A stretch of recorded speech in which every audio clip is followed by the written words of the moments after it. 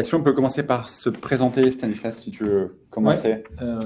Bonjour à tous, enchanté. Donc, moi, c'est Stanislas Lebel, je suis directeur financier d'Elax Énergie. Je suis arrivé en mai 2024. Et avant ça, j'ai fait 9 ans dans une autre société de la transition énergétique qui s'appelle GreenYellow, un acteur plus concentré sur le photovoltaïque. Et j'ai fait notamment 5 ans en tant que directeur financier avant de rejoindre Elax. Et donc moi, Thomas Tirtio, je suis ingénieur énergéticien de formation et Elax Énergie, c'est ma deuxième. Donc j'ai vendu ma première boîte et Elax Énergie, c'est ma deuxième aventure entrepreneuriale. Alors là, je vais vous partager mon écran. Est-ce que là, vous le voyez? Si vous voyez, vous faites un petit signe ou un... Yes. Je pense que Fanny, pour toi, c'est tout bon. Parfait. Alors, là, j'ai préparé une quinzaine de slides. L'idée, c'est de... alors, il va y avoir une idée principale derrière tout ça. C'est de vous montrer à quel point, en fait, le chauffe-eau a un énorme potentiel derrière lui pour que ce soit d'un point de vue impact, pour de la sobriété, mais aussi pour... accélérer les énergies renouvelables. Et pour ça, je vais vous raconter un peu une histoire à travers un peu un constat. Puis je vais passer sur notre mission et finalement, du coup, notre solution pour répondre à ce constat. Et après, je vais rentrer plus en détail sur notre modèle économique actuel, les métriques qu'on a, et je finirai sur où est-ce qu'on souhaite aller, quelle est notre stratégie, et pour finir, les besoins de financement. Donc, si vous avez des questions, je crois qu'il faut les poser dans la partie modérateur ou la partie questions en bas à droite de votre écran. Mais du coup, je crois que j'aurai 20 minutes ou 30 minutes à la fin pour y répondre.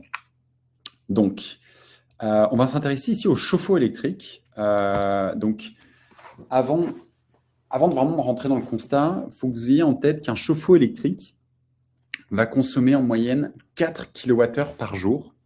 Donc ça, c'est de l'énergie, et ce, sur un temps de 2 heures. Ça veut dire qu'un chauffe-eau, ça ne fonctionne pas comme un radiateur en plein hiver qui va chauffer peut-être un peu tout le temps. Le chauffe-eau, il va en fait stocker de l'énergie sous forme de chaleur. C'est pour ça que j'aime bien apparenter un chauffe-eau à une batterie thermique.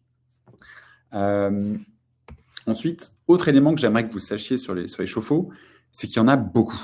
Il y en a environ 15 millions en France. Ce qui signifie que presque un logement sur deux a un chauffe-eau électrique. Et ça représente entre 4 et 5% de la consommation électrique totale de la France, tous secteurs confondus, logement et industrie. Donc là, on parle d'un appareil qui est certes visuellement pas forcément très attractif, mais d'un point de vue consommation, représente pas loin d'un 20e de toute la consommation française. Maintenant, je vais faire un double constat. C'est celui d'abord que les chauffe-eau surconsomment. Donc, ils surconsomment, c'est-à-dire qu'il y a un gisement d'économie d'énergie. Et ça vient du fait que la température de consigne d'un chauffe-eau, c'est quelque chose il y a une température de consigne qui est toujours la même et qui est souvent très élevée. Ça, c'est un constat qu'on a pu faire basé sur les chauffe-eau qu'on pilote aujourd'hui. Donc qui sont pas loin de 26 000 chauffe-eau. Donc ça, c'est le premier constat. On a des chauffe-eau qui surconsomment et qui peuvent stocker l'énergie sous forme de chaleur. Le deuxième constat, c'est celui que la production d'énergie renouvelable, donc là j'entends le solaire et l'éolien, va fortement augmenter d'ici 2035. Donc ça, c'est basé sur un prévisionnel de RTE, donc c'est celui qui va gérer l'équilibrage du réseau électrique. Ça apporte une complexité dans le mix énergétique parce que les énergies solaires ou éoliennes sont dites des énergies fatales, c'est-à-dire qu'elles produisent de manière décorrélée des besoins réels du réseau. Et donc, ça veut dire qu'à l'avenir, si on veut un mix énergétique avec de plus en plus d'énergie renouvelable, il va falloir trouver un moyen pour que la consommation s'adapte à une production d'énergie qui, elle, est un peu plus aléatoire. Donc là, je pense qu'avec ce double constat, vous voyez assez bien la prochaine étape, qui est pour nous la mission chez Elax, à la fois de réduire la consommation des chauffe-eau, donc cette action de sobriété, mais aussi de soutenir le mix énergétique en faisant consommer ces chauffe-eau au moment où il y a une surabondance d'énergie renouvelable. Donc ça, concrètement, comment on le fait? C'est grâce à un petit boîtier. Là, on est très fiers de ça. Il est fabriqué en Bretagne. On va installer sur les chauffe-eau électriques existants. L'idée, ça va être de rendre intelligents les chauffe-eau qui existent déjà. Donc pour ça, on le branche en série. Le boîtier communique avec nous directement avec l'équivalent d'une carte SIM qu'il a à l'intérieur. Et il va faire un pilotage un peu dans cet ordre-là. Le but, c'est garantir le confort de l'usager. 2, maximiser les économies tout en garantissant le confort. Et ensuite, flexibiliser la consommation, donc aider le réseau électrique, c'est-à-dire déplacer la consommation au moment où c'est le plus utile pour le réseau électrique.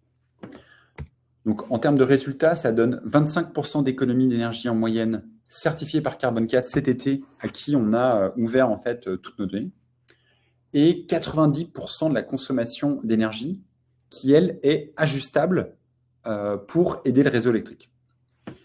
Ce qui nous donne, en termes d'impact, environ 100 kg de CO2 par an évité.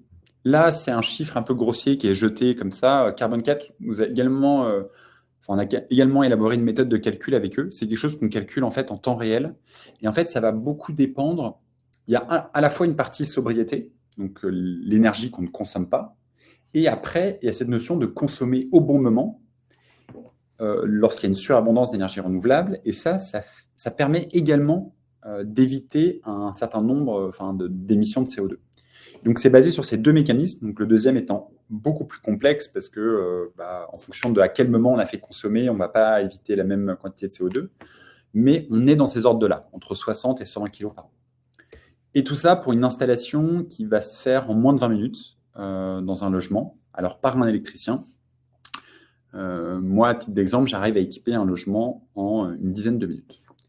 Donc ça, c'est la solution qu'on a développée pour répondre à notre mission. En termes d'histoire, donc on s'est créé en 2021. Moi, je me suis associé avec Samuel et Jean-François. On a commencé à 3. 2022, c'est l'année où on a industrialisé le boîtier, en Bretagne. Et on est très fiers du coup, parce qu'on a aussi créé pas mal d'emplois, enfin quelques emplois, une petite dizaine en Bretagne. 2023, grosse année pour nous, parce que c'est l'année où on a gagné un appel d'offres avec Action Logement, qui est en fait le plus grand bailleur social français, qui a intégré en fait le thermostat pour les chauffe-eau électriques dans son plan de décarbonation. Ce qui nous donne en fait l'exclusivité pour équiper son parc estimé entre 200 000 et 250 000 logements où il y a des chauffe-eau électriques. Et en 2024, c'était une année très riche parce qu'on a commencé à développer nos services de flexibilité. Donc, c'est cette notion de faire consommer au bon moment pour aider le réseau électrique. Et ce qui fait qu'aujourd'hui, on a déjà équipé plus de 26 000 boîtiers et on est 38 personnes, on va dire, ultra motivées et avec cette réelle volonté de vouloir avoir un impact. Alors, ça, c'est une petite slide que je vais vous présenter pour vous expliquer. En fait, on crée de la valeur à qui? Ça montre un peu aussi la pérennité et la solidité de notre modèle. D'abord, donc il faut savoir qu'on travaille aujourd'hui exclusivement avec les bailleurs sociaux. Donc là, les utilisateurs vont être les locataires. Les locataires des bailleurs sociaux, eux, on leur permet de faire en moyenne 95 € par an d'économie. Ce qui n'est pas neutre quand on vit dans un logement social, c'est vraiment quelque chose qui est pas neutre. Donc ça a aussi un impact social en plus d'avoir un impact environnemental sur la notion d'énergie. Ensuite, pour le bailleur social, alors il peut le faire pour des raisons purement sociales pour son locataire, mais d'un point de vue héroïste, il y a un chiffre chez les bailleurs. Quand on fait économiser 1 € à un locataire, ça fait gagner 10 centimes au bailleur en termes de risque, en termes de réduction d'impayé. Donc, quand on fait gagner 95 €, le bailleur, il réduit, entre guillemets, ses impayés. Le plus gros gain pour le bailleur, ça va être le rallongement de la durée de vie du chauffe-eau. 4 ans en moyenne, alors ça dépend vraiment des zones, mais en fait, le fait de moins chauffer un chauffe-eau, on va réduire son effet de calcarisation et on va du coup rallonger sa durée de vie. Et pour finir, Elax Energy, lui, va capter la valeur sur l'installation. Donc là, nous, on va vendre le boîtier. Et également sur le fait qu'on fait du pilotage et de la flexibilité. Ceci nous amène donc à notre modèle économique, qui est du coup d'un côté d'aider les bailleurs sociaux donc à réduire les charges de locataires, allonger la durée de vie de leur matériel, et de l'autre côté, aider le réseau électrique. Et pour du coup cette double action qu'on réalise, on a un revenu qui est à un moment de la pose et de la fourniture du boîtier, qui va dépendre vraiment de la quantité de volume. Un grand bailleur peut nous commander plusieurs dizaines de milliers de boîtiers, un petit peut nous commander quelques centaines. Donc ça, c'est en fonction du nombre de boîtiers. Et après, on a un revenu récurrent qui va à la fois englober la partie pilotage et flexibilité. Sur ce second revenu, qui est le revenu récurrent, c'est un revenu qui est aujourd'hui chez nous à la hausse. Et ça vient des mécanismes de flexibilité auxquels on participe, qui sont en fait de plus en plus rémunérateurs et sur lesquels en fait nous on arrive à apporter de plus en plus d'aide. Donc maintenant je vais parler du marché. Je ne sais pas si vous connaissez le marché des bailleurs sociaux, qui est vraiment un marché passionnant. Un Français sur 6 aujourd'hui vit dans un logement social. Il y a environ 5,5 millions de logements sociaux en France. Et dans ces 5,5 millions de logements sociaux, il y a 1,4 million de chauffe-eau. CE, c'est notre abréviation pour chauffe-eau électrique. Nous, aujourd'hui, on travaille avec un peu plus de 80 bailleurs sociaux partout en France. Donc, il y a beaucoup de bailleurs sociaux d'Action Logement. Là, vous les voyez en rose avec AL. On a déjà signé 59 000 chauffe-eau. Chez nos clients, donc Action Logement, mais aussi pas que, il y a un gros potentiel de chauffe-eau qu'on peut encore aller signer. Ça signifie que souvent, on a mis le pied dans la porte. Beaucoup de bailleurs ont testé notre solution et se posent la question de le déployer plus loin. Et il y en a déjà beaucoup qui ont commencé à le faire. Et donc, on a un gros gisement ici. Donc ça, c'est le marché des bailleurs sociaux. Aujourd'hui, sur ce marché, on est le seul. Il y a un acteur qui est un plus petit acteur belge, mais qui travaille avec un seul bailleur social, qui est beaucoup plus petit parce que il est belge, donc il est arrivé peut-être beaucoup plus tard et sa solution est moins adaptée aux enjeux des bailleurs sociaux vraiment français, qui est un peu une spécificité à la française. Alors, d'un point de vue vente, ça, c'est un peu un schéma qui montre les ventes cumulées au cours des années. Donc, en 2021, quand on a commencé, c'était presque 800. On a eu une belle accélération en 2022, un gros saut en 2023. Donc, ça, c'est quand on a gagné l'appel d'offres avec Action Logement, qu'on a réitéré en 2024. Et là, sur le premier semestre 2025, la tendance va encore sur une accélération par rapport à 2024. Parce que là où on avait vendu, que je dise pas de bêtises, pas loin de 27 000 boîtiers en 2024, là on va faire 20 000 boîtiers seulement sur un premier semestre. Donc on arrive encore à accélérer là sur les ventes chez les bailleurs sociaux. Ça, c'est nos principaux facteurs de réussite. Alors je ne vous l'ai pas dit, donc sur le prix de vente du bailleur, mais le bailleur touche une aide grâce au C2E, donc environ de 50 €. Ce que le bailleur apprécie, c'est le fait qu'on fait des économies d'énergie qui sont prouvées, parce qu'on va mesurer la consommation avant et la consommation après. Et c'est un peu aussi la résonance. Le milieu des bailleurs sociaux, c'est un milieu où ils sont très à l'écoute entre eux. Donc, comme on a réussi à montrer nos preuves et on est assez transparent et sérieux dans notre manière de travailler, il y a un vrai accompagnement. Action Logement étant une vraie réussite aussi, il y a un peu ce côté, du coup maintenant, beaucoup de bailleurs nous font confiance et souhaitent avancer avec nous. Donc ça, c'est sur la partie signature. Et donc, il y a un enjeu, une fois qu'on signe, qui va être d'installer. Parce que dès qu'on signe 100 boîtiers, aujourd'hui, on est capable d'aller installer entre 65 et 85 logements. Et donc ça dépend de plein de facteurs. Mais c'est un chiffre sur lequel on travaille en permanence pour essayer de l'améliorer. Et donc, un point de vue installation, donc on a commencé très doucement en 2021. 2022, c'était l'arrivée de notre tout nouveau boîtier. Grosse augmentation en 2023 qui s'est poursuivie en 2024. Et en 2024, on va continuer, on va dire, à augmenter. Donc là, à date, je vous disais qu'on était à 26 000 boîtiers. Là, avec ce qui a déjà été signé, on sait qu'il y a 15 000 boîtiers. Donc là, si on arrête toutes les ventes, donc là, on arrête toutes les ventes, il y a 15 000 boîtiers qui vont être installés de manière supplémentaire. Et donc là, je vous ai mis nos gros facteurs de réussite là, sur cette partie-là. C'est vraiment de l'adaptation aux bailleurs. Ça fait 4 ans qu'on bosse exclusivement sur ce marché. C'est un marché qu'on connaît bien et sur lequel on est bien reconnu. Si vous voulez voir d'ailleurs des interviews, je vous invite à aller sur notre site internet pour voir en fait des verbatims et comment les bailleurs parlent de nous. On a pas mal de cas clients qui sont assez intéressants. L'étape d'après, et celle qu'on va faire, c'est d'accélérer en fait les ventes chez les bailleurs sociaux. Et ça, en fait, c'est quelque chose qui continue à se faire en fait juste en se focalisant sur nos clients à nous. Donc, on a une stratégie qui est assez simple, c'est de se focaliser sur nos plus gros bailleurs. Parce que les gisements sont d'autant plus grands. Hein, c'est vraiment la loi de Pareto. Et ensuite, l'idée, c'est d'aller chercher nos plus petits clients bailleurs qui nous font quand même confiance pour continuer le développement chez eux. Et après, on s'intègre de plus en plus en fait dans tout le système des bailleurs et on travaille avec pas mal de partenaires en lien avec les bailleurs, que ce soit EDF qui valorise nos C2E et du coup qui nous met en lien avec des bailleurs sociaux, ou même les mainteneurs des bailleurs avec qui on travaille. Parce qu'on les aide du coup à faire la maintenance du coup des chauffe-eau qu'ils ont chez les bailleurs sociaux. Alors derrière tout ça, il y a une équipe pour y arriver. Je ne suis pas seul, hein, je veux dire, on est 38.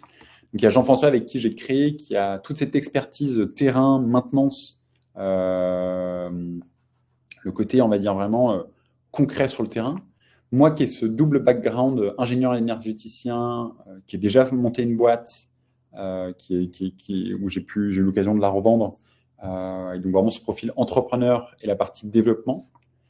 Samuel, qui est le troisième associé, qui lui a une très forte expérience sur la partie, qui est un ancien de chez Dream, et donc qui a une forte expertise sur la partie hardware, ce qui fait qu'aujourd'hui on a un boîtier qui a une durée de vie de plus de 10 ans, qui fonctionne très bien, qui nous coûte assez peu cher et pour lequel on est assez satisfait. Ça vient vraiment de son expertise. Et lui, il gère tout le rôle opérationnel et déploiement.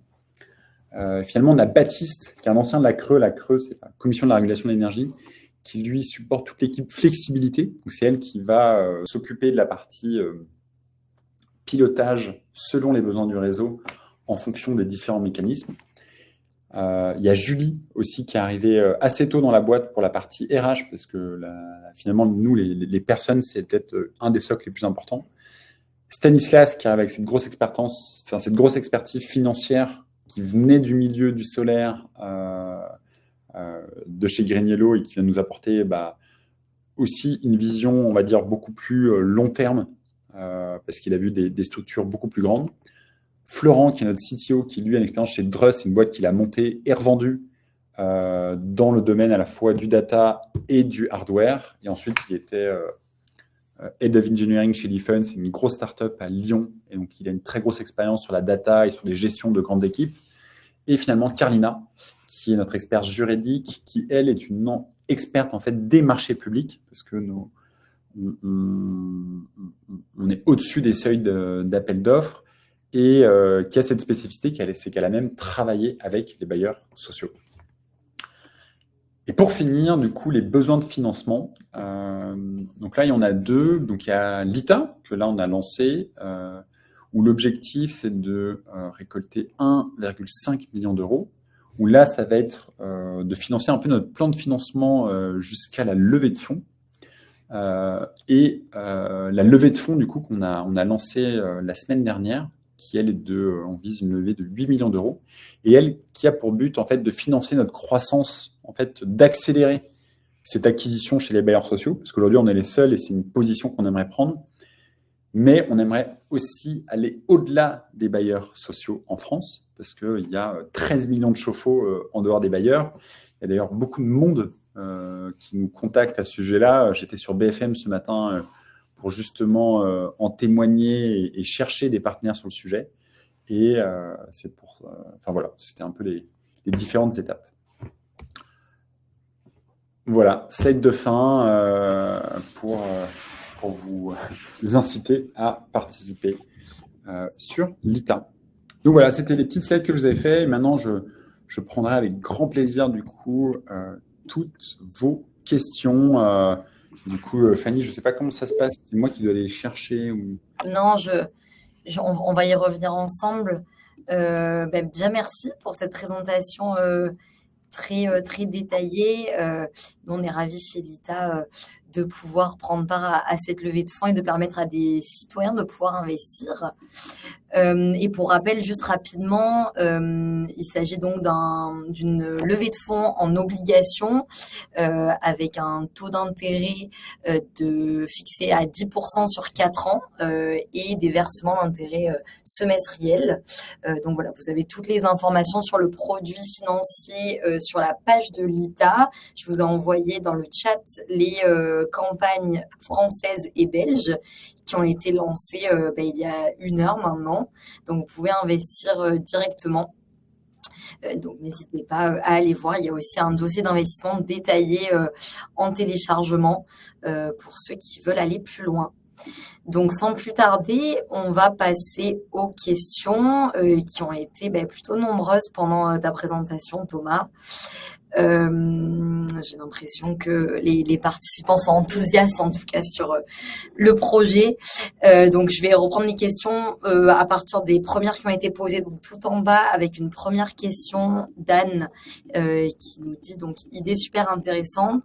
Est-ce que votre boîtier peut être facilement copié? Avez-vous déjà des concurrents? Alors, bon, je pense pour copier notre boîtier, il faut investir entre 2 et 3 millions et passer 2 ans. Donc ça, c'est une première barrière à l'entrée qui n'est pas forcément la plus grande. Les 2 autres barrières à l'entrée qui sont les plus complexes, ça va être la connaissance et la confiance du secteur des bailleurs sociaux. Ça, c'est quelque chose qui est très dur à obtenir. Donc un peu l'accès marché. Parce que tant qu'on n'a pas en fait un certain volume de commandes, ça devient vite très cher en fait d'entretenir du hardware. Et donc il faut aussi avoir un endroit où on peut le vendre. Et l'autre barrière à l'entrée qui est aussi extrêmement complexe, c'est tout ce qu'on fait pour aider le réseau électrique.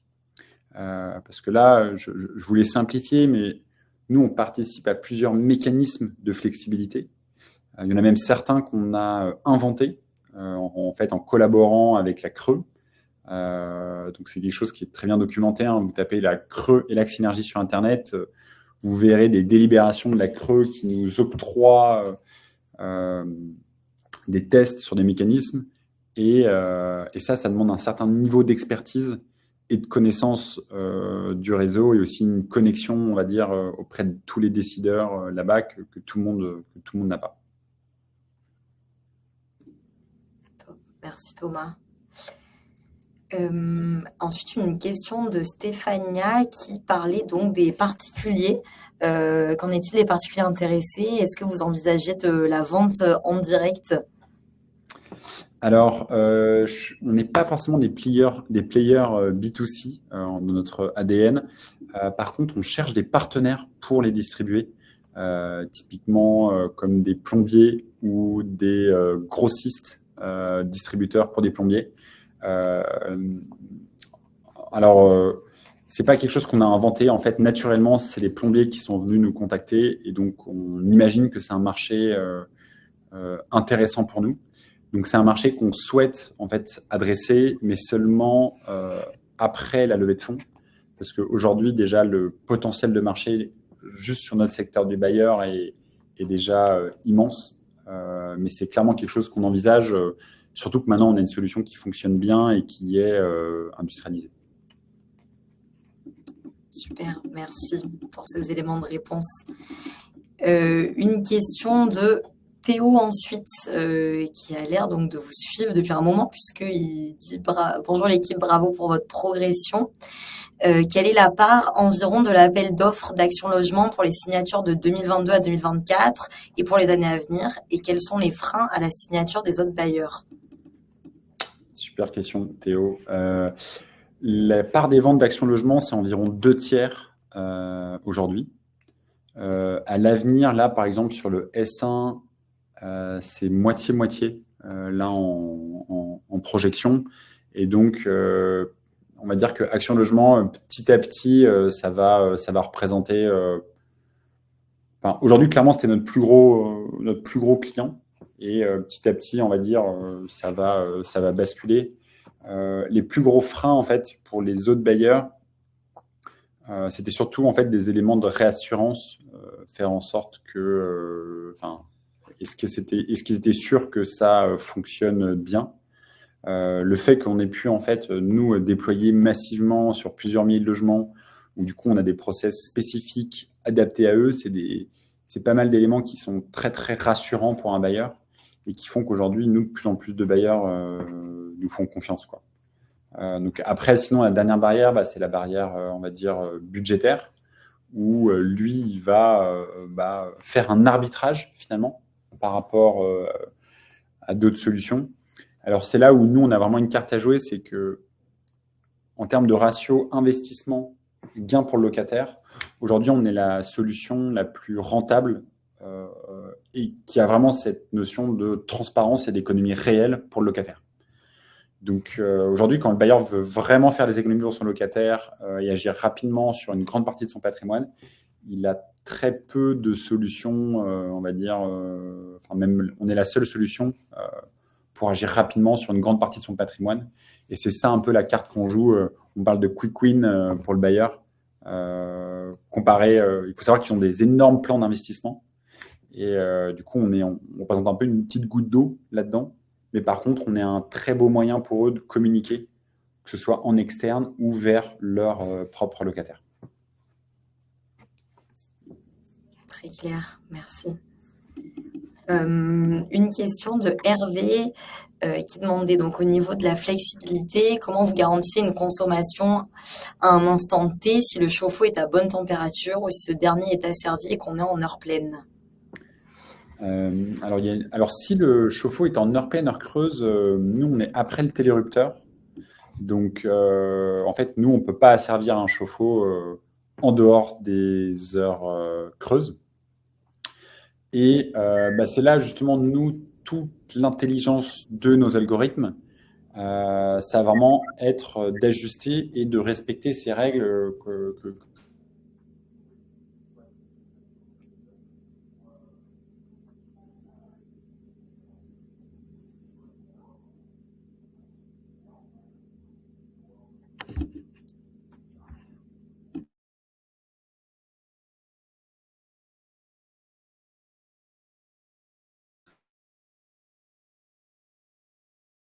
je vous ai présenté au début, qui est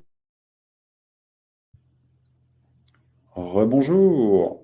Ah, je ne savais pas si c'était moi ou vous. Je crois que c'est notre Wi-Fi qui a sauté. Je me suis mis sur mon téléphone là, mais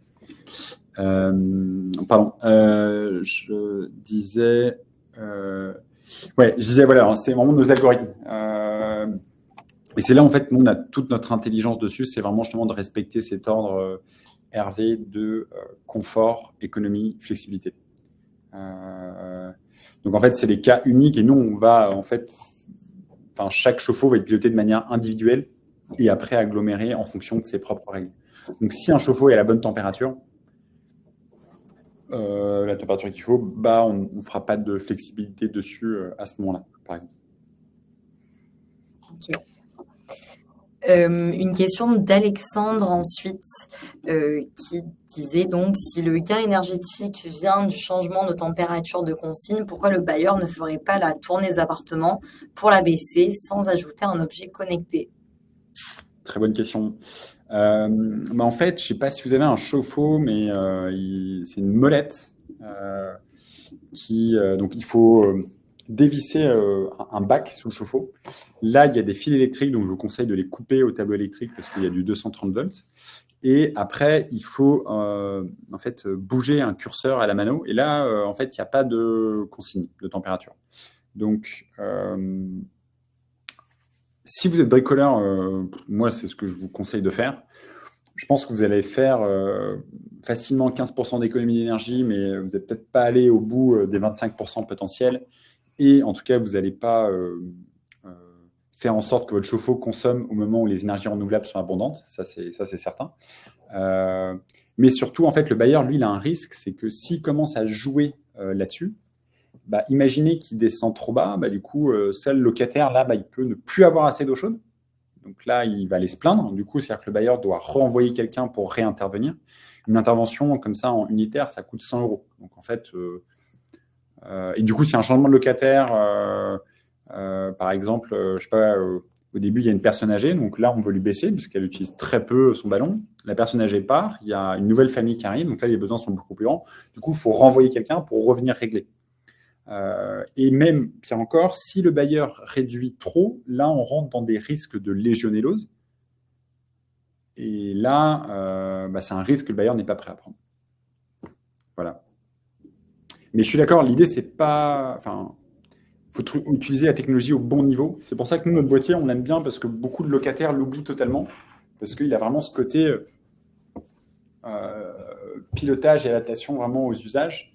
Et finalement, on l'oublie parce qu'en fait, entre nous, tout le monde s'en fout de contrôler son chauffe-eau. Ce que les gens veulent, c'est juste de l'eau chaude quand ils prennent leur douche et pas avoir un problème de confort et faire un maximum d'économie.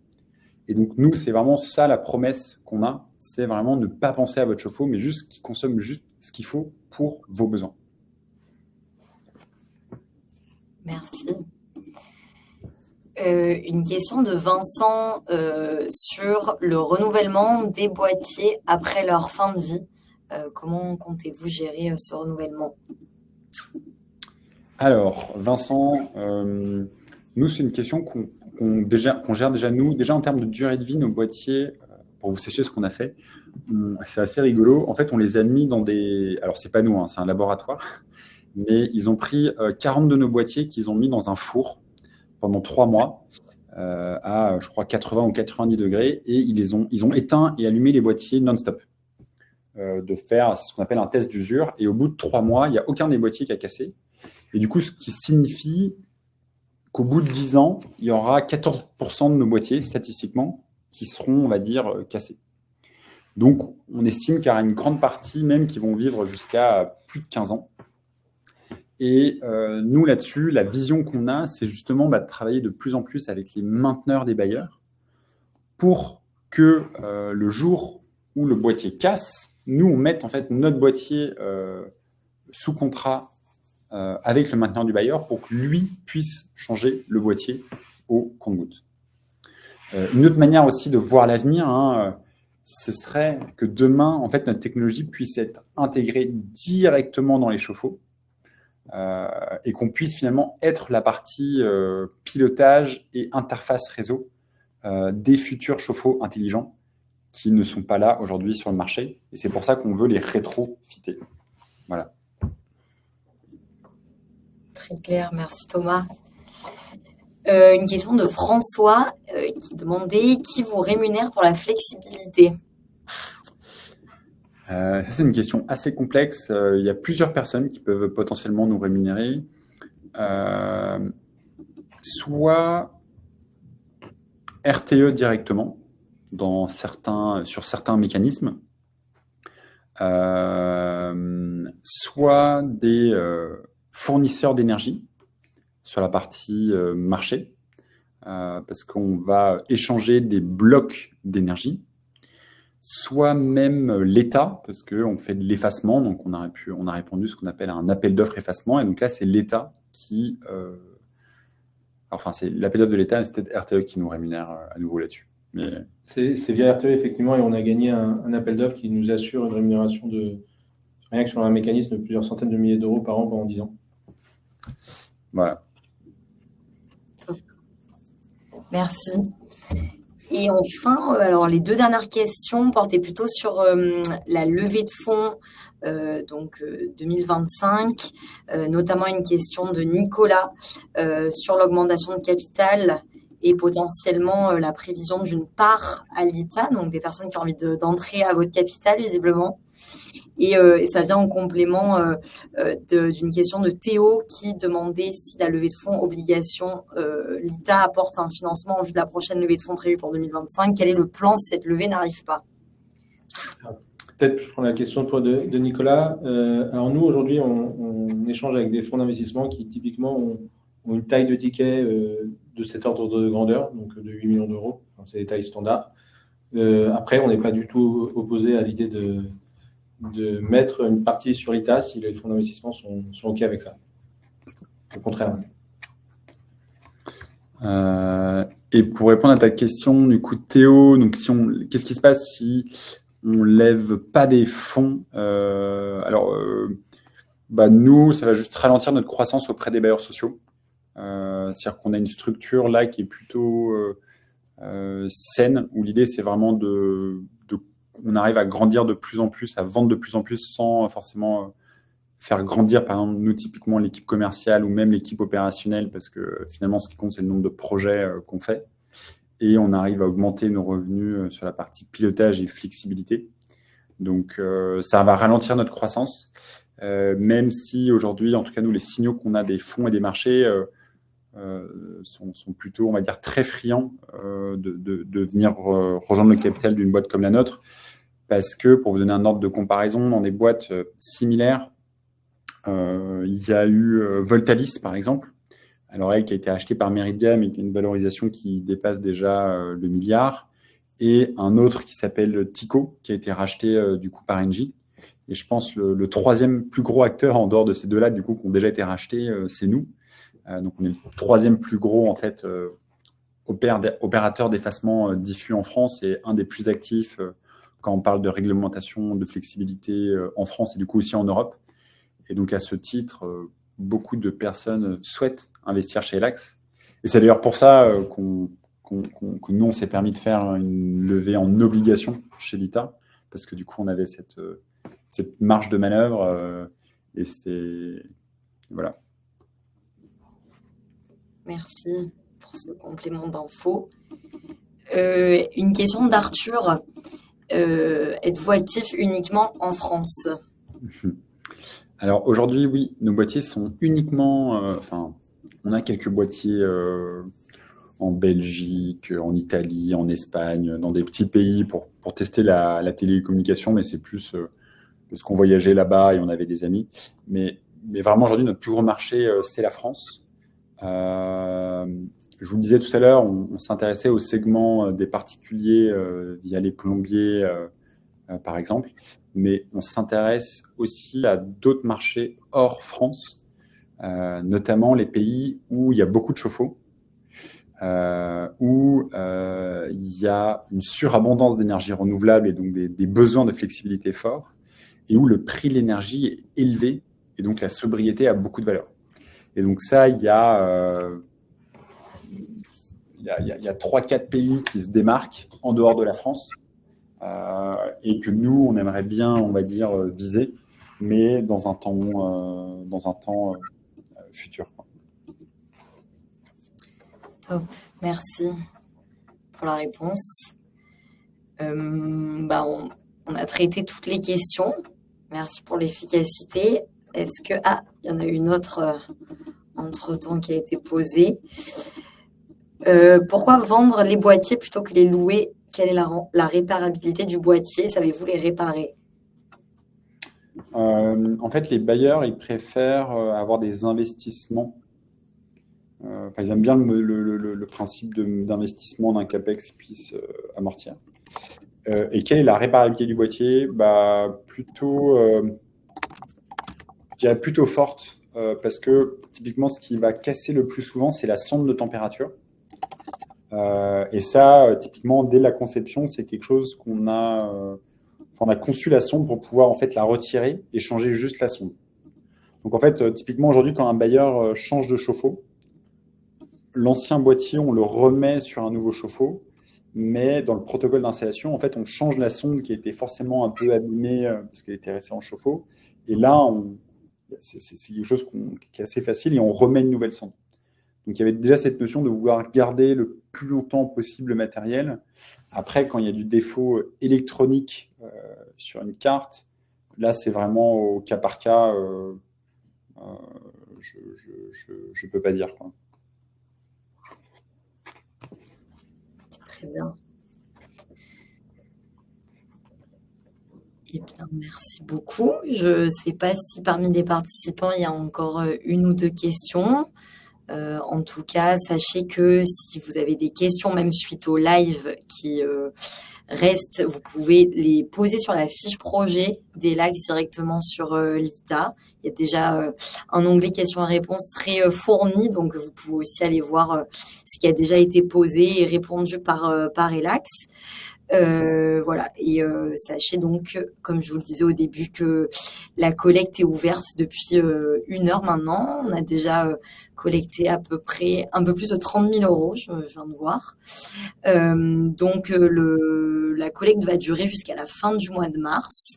N'hésitez pas à vous positionner si vous êtes intéressé pour souscrire à ces obligations.